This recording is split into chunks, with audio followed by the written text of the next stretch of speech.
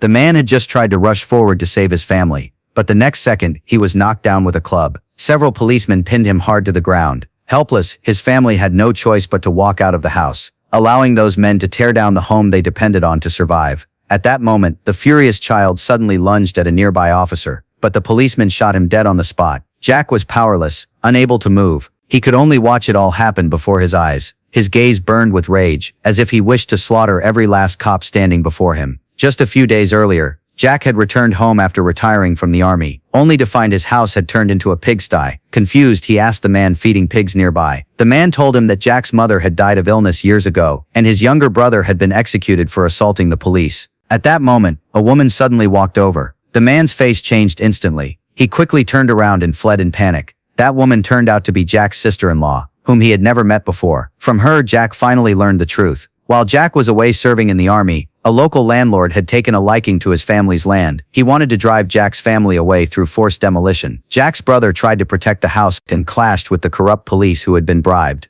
The landlord seized the chance, bribed the judge and others, and had Jack's brother executed under the charge of assaulting police. From then on, Jack's mother and sister-in-law's family were left homeless. Eventually, his mother died alone in the wilderness. His sister-in-law barely survived, finding refuge in a deserted shack at the edge of the village. And the man feeding pigs earlier was in fact one of the landlord's lackeys. After learning the truth, Jack was furious, but as a soldier he knew ordinary people could never fight against powerful landlords and officials. So he gave his sister-in-law the last of his rations, letting her family have a full meal. Then he prepared to take them away from that place. But fate was cruel. The next day, Jack went to his mother's grave to pay respects. He planned to leave with his family afterward, but when he returned, he found the shack where they were staying had been surrounded by the landlord's men. They were trying to force his sister-in-law's family out. When no one inside responded, they decided to tear the roof apart. Seeing this, Jack rushed forward to stop them, but a corrupt cop ambushed him, forcing him to the ground and holding him down. Hearing the noise outside, his sister-in-law had no choice but to step out of the house. But his nephew, acting out of anger,